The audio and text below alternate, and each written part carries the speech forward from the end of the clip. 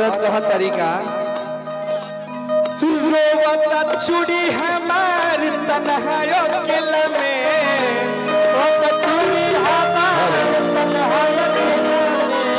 गाँव नगर खोजी आईनी मेला में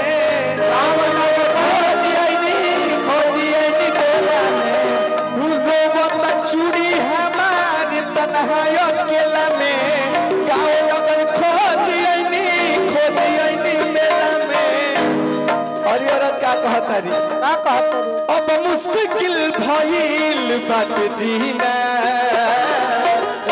ए राजा जी आ जाना